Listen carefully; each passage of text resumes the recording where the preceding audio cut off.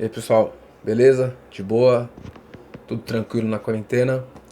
Tem uns dias aí que eu não gravo uns vídeos porque aconteceram alguns problemas, já fomos resolvidos. E hoje, dia 12 de julho, 3 dias atrás foi meu aniversário, dia 9 de julho.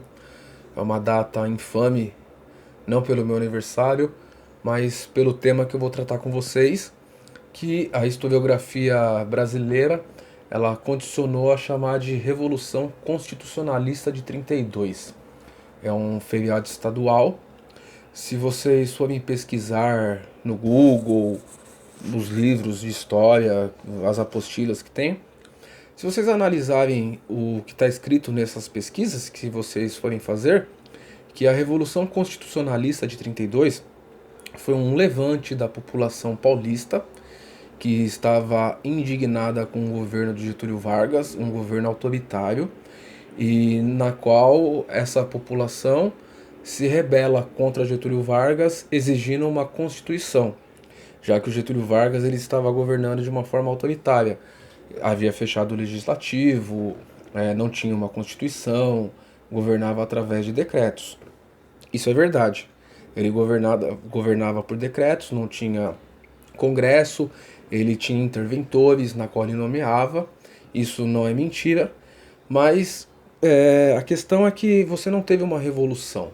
É, o que se chamou de convencionar de Revolução de 32, na verdade, ela foi uma briga entre as elites, entre a classe dominante brasileira. Porque quando a gente pensa em classe dominante, em elite, nós temos uma falsa tendência a achar que eles são um bloco hegemônico, que eles pensam em conjunto. Muitas vezes isso acontece, mas mesmo dentro da classe dominante nós temos divergências. E o que aconteceu neste movimento de 32? Foi uma tentativa da elite paulista cafeeira de dar um golpe dentro de um golpe que o Getúlio Vargas havia dado em 1930. A Revolução de 30 foi uma conciliação de classes por cima, né?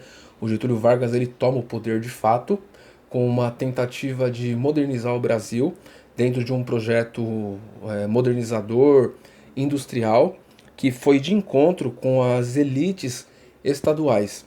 Se vocês se lembram, quando nós falarmos da década de 20, da década de 10, nós tínhamos a chamada política do café com leite. Então nós tínhamos dois estados muito poderosos, São Paulo e Minas Gerais, né, com a pecuária e com o café, e esses estados eles se dividiam na alternância do poder. Quando o Getúlio Vargas ele sobe ao poder em 1930, ele toma o poder, ele rompe com essas elites cafeeiras e da pecuária. Ele, através de uma conciliação de classes por cima, ele coloca um novo projeto. Qual é esse projeto? É um projeto industrial, né? Ele vai romper com as elites tradicionais que se mantinham através da questão da agricultura, dos latifúndios cafeeiros. E quando eclode a Revolução de 32, nada mais foi do que a elite paulista que estava descontente com os rumos que o país estava tomando, já que ela perderia poder frente aos industriais que estavam à ascendência, ela se levanta contra o Getúlio Vargas. O que foi vendido à época é que era uma revolução popular, na qual os trabalhadores, a classe média, estavam lutando contra o poder ditatorial do Getúlio Vargas.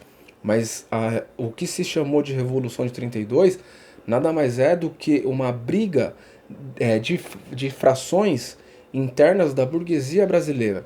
O Brasil ele passa por um processo de modernização a partir da década de 30. Particularmente eu gosto muito do Getúlio Vargas.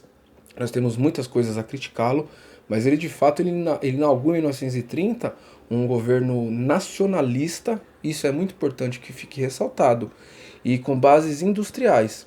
E isso vai se chocar de frente com as elites estaduais que se mantinham na base do café, principalmente aqui em São Paulo. A Revolução de 32 ela vai ter início no dia 9 de julho, durou 87 dias, termina no dia 3 de outubro. No dia 23 de maio de 1932, vai ter uma grande manifestação ali na Praça da República, na Barão de Itapetininga. Vão morrer 4 jovens, né? tem início um movimento chamado MMDC, né, na qual vai ser recrutado pessoas para lutar contra o governo do Getúlio Vargas. Mas a Revolução de 32 ela é um mito criado pela elite paulista para dar a impressão que eles estavam lutando contra um governo ditatorial do Getúlio Vargas, quando na verdade foi uma luta interna dentro da própria burguesia. Você vai ter o setor cafeeiro que está perdendo poder e indo de encontro contra as elites industriais que estão modernizando e transformando o país. Então esse feriado aí do 9 de julho nada mais foi do que essa briga dentro da própria burguesia brasileira para decidir quais seriam os rumos que o Brasil tomaria. Firmeza? Falou, pessoal.